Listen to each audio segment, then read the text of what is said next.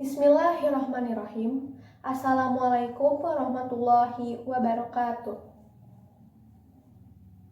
Alhamdulillahirabbil alamin. Assalatu wassalamu ala asrafil anbiya'i wal mursalin wa ala alihi wa sahbihi asma'in amma ba'du. Sampurasun. Hadirin anu kusim kuring dipi hormat, rerencangan saperjuangan anu kusim kuring dipi kacinta. Langkung ti payun, mangga urang sanggakeun puji sinarang syukur ka Allah Subhanahu wa taala. Tahila shalawat sinareng salam mangga urang sanggakeun ka junjunan Nabi Muhammad sallallahu alaihi wasallam. Ka para kulawargana, para sahabatna, sareng urang salaku umatna dugi ka akhir zaman. Amin ya rabbal alamin.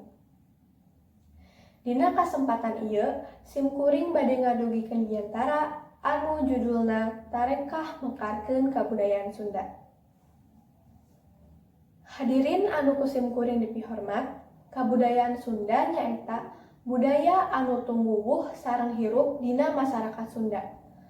Budaya Sunda katelahna budaya anu ngajunjung luhur sopan santun.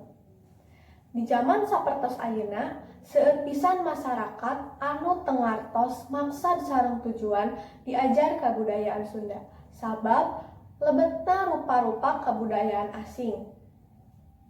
Dina kahirupan masyarakat Sunda, seueur pisan kabeungharan seni, budaya, sareng tradisina.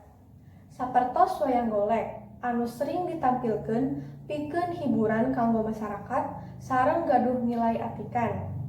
Teras aya sisingaan, tradisi ieu diayakeun pikeun acara nyepitan, bubuka acara hari jadi, sareng panarimaan tamu.